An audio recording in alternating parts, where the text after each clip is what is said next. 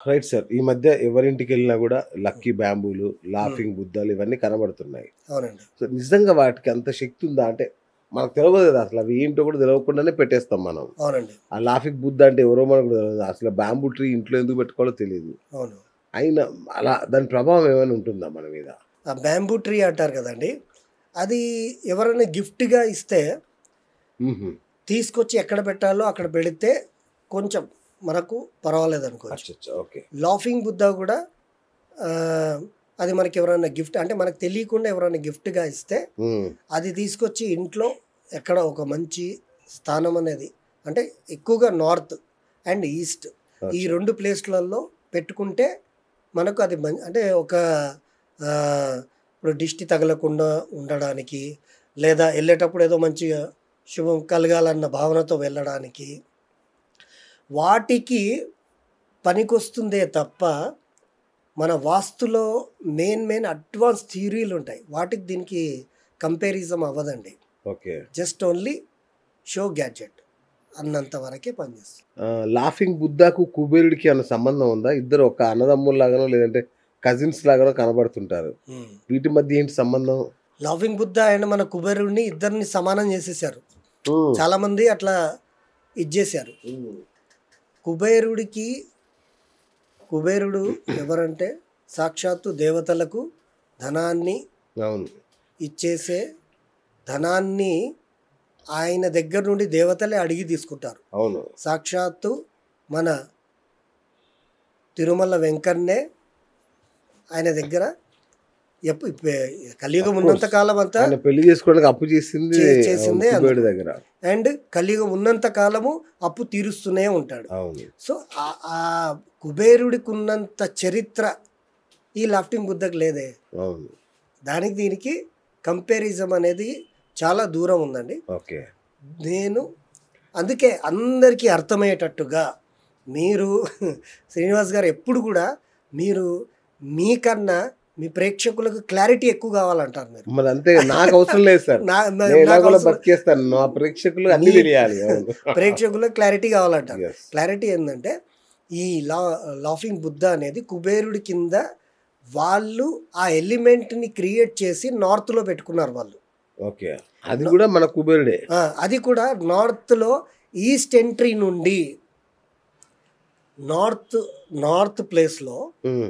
వాళ్ళకి ఏవైతే east entry ఉంటుందో ఈస్ట్ ఎంట్రీ నుండి వాళ్ళు ఎవరైతే ఎంటర్ అవుతారో సపోజ్ కొత్త వాళ్ళు ఇంటికి వచ్చారు, ఏదన్నా ఫంక్షన్ ఉంది ఇంట్లో, ఫంక్షన్ ఉన్నప్పుడు మనం ఏం చేస్తామంటే ఇంటి బయట ఒకరిని నించోబెడతాం. అవును. ఎవరైనా వస్తే పలకరించండి అయ్యా, ఏదో పిలిచారు పేరుకి ఇంటికి వచ్చిన తర్వాత ఎవరు మమ్మల్ని ఆదరించలేదన్న భావన ఉంటుందని అవును.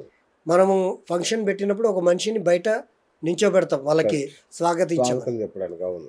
అలాగే ఈ ఫెంగ్షుయ్ పద్ధతిలో వీళ్ళు ఏం చేశారంటే ఏదైతే బ్యాడ్ ఎనర్జీ ఉంటుందో ఆ బ్యాడ్ ఎనర్జీని పారదోలి గుడ్ ఎనర్జీని ఇంట్లోకి రావడానికి ఎలాంటి ఆకారాన్ని సృష్టిస్తే బాగుంటుంది అని ఎన్నో విధాలుగా ఆలోచించినప్పుడు మన ప్రమాణం అనేది అంటే ఇది ఏదైతే మనకు పంచదశ యంత్రం ఉందని చెప్పానో దాంట్లో ఎలిమెంట్స్ అనేది క్రియేట్ చేసుకొని దానితో వాళ్ళు లాఫింగ్ బుద్ధ అనే గ్యాడ్జెట్ లాంటి వస్తువులాగా వాళ్ళు రెడీ చేశారు ముందు. హ్మ్. అది నిజంగా సక్సెస్ అవుతుందా లేదా అనేది కూడా వాళ్ళకి తెలియదు అనమాట. ఓకే. అది ఎప్పుడైతే ఒక ఆకారం ఒక 3 నెలలు మనం కదిలించకుండా ఒక దగ్గర పెడతామో దాన్ని మనం ఒకే విధంగా మనం కొలుస్తూ ఉంటామో ఓకే. దానికి వాస్తు అనే ఒక మ్యాగ్నెటిజం వచ్చేస్తుంది అనమాట. ఓకే. అదే విధంగా వాళ్ళు నాకు ధనాన్ని ఇచ్చే దేవుడు ఈయనే అన్న భావనతో వాళ్ళు పూజించడం జరిగింది. హ్మ్.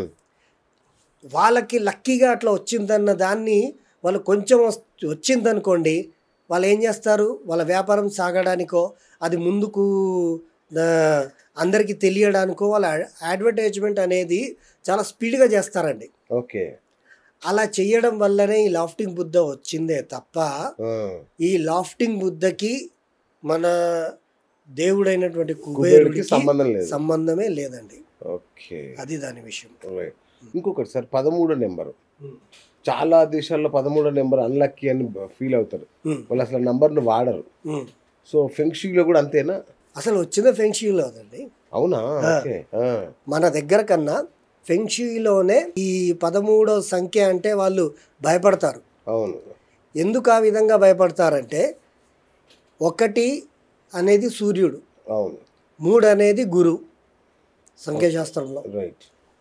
సూర్యుడు, గురువు ఇద్దరు కలిస్తే శత్రుత్వం ఎందుకు అవుతుందండి? అవును. మంచే జరగాలి కదా! అంతేగా. కానీ అయినా కూడా ఇదెందుకు ఇంత డేంజర్ పరిస్థితికి తెచ్చిందనడానికి అక్కడ ఒక రీజన్ ఉంది. ఓకే. రీజన్ ఏంటంటే 1 సూర్యుడు, హ్మ్. 3 గురువు. ఓకే. సూర్యుడితో స్టార్ట్ అయ్యి గురువుతో ఎండ్ అవుతూ హ్మ్. అవి 2 కలిసి రాహు అవుతుంది. ఓకే. 1 and 3 2 కలిపితే సంఖ్య మనకి 4 అవుతుందన్నమాట. హ్మ్. ఇటు సూర్యుడి నుండి వచ్చిన మనకు రాహు మంచిది కాదు. గ్రహణం పట్టిన తర్వాత మనం దోష నివారణ అవన్నీ చేస్తాం. అవును. అలాగే గురువు నుండి వచ్చినటువంటి రాహు కూడా గురు చండాల యోగానికి సంబంధించినటువంటి శకునాలను ఇస్తుందని మనకు ప్రమాణం ఉందన్నమాట. ఓకే. గురు చండాల యోగం ఉంది, అది అదే. అవునులెండి. అవును. మన జ్యోతిష శాస్త్రంలో ఉంది. ఉంది. అవును. కాబట్టి 3తో కలుపుకొని వచ్చిన 1తోటి కలుపుకొని వచ్చినటువంటి రాహు ఎగ్జాల్టేషన్ తోటి ఇచ్చినటువంటి నష్టాలన్నీ కూడా ఆ విధంగా తేలాయి వాళ్ళకు. ఓకే.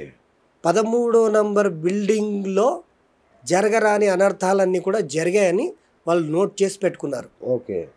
13వ నంబర్తో ఉన్నటువంటి సీట్లో బస్సులో ఏదైతే సీట్ ఉంటుందో ఆ సీట్లో కూర్చున్న వాడికి హఠాత్తుగా హార్ట్ అటాక్ వచ్చి చనిపోయాడు అన్నది ఒకటి రికార్డింగ్లో ఉంది వాళ్ళకి. ఓహో. 13వ నంబర్లో ఉన్నటువంటి వ్యక్తి స్పోర్ట్స్లో ఓడిపోయాడు అన్న ప్రమాణం వాళ్ళకు ఉంది. ఆ. ఇట్లా ఇవన్నీ కూడా వీళ్ళు కలెక్ట్ చేశారనమాట. హ్మ్. కలెక్ట్ చేసి ఎవరైతే ఈ ప్రమాణాన్ని నమ్మరో వాళ్ళకి కూడా ఆ 13వ నంబర్ ఇచ్చి చూశారు. ఆ. వాళ్ళు కూడా నష్టపోయి కుర్రో ముర్రో అని భయపడి ఓయ్. ఈ 13వ నంబర్ అనేది చాలా మాకు ఇబ్బంది పెట్టిందండి. మీరు అన్నట్టుగానే ఈ 13వ నంబర్లో ఏదో 100% బ్యాడ్ ఎనర్జీ అనేది ఉంది, కాబట్టి మాకు వద్దు, మేము దీన్ని ఒప్పుకుంటామని 13వ నంబర్ అనే విషయాన్నే వాళ్ళు అక్కడ తీసేశారు. 13వ నంబర్ అనే బిల్డింగ్ని వాళ్ళు ఆ నంబర్ పెట్టరు. 13ని మళ్ళీ ఎక్స్ట్రా ఒక నంబర్ కలుపుకొని పెట్టుకుంటారు. ఓకే. అనేది వాళ్ళ ప్రమాణం అన్నమాట.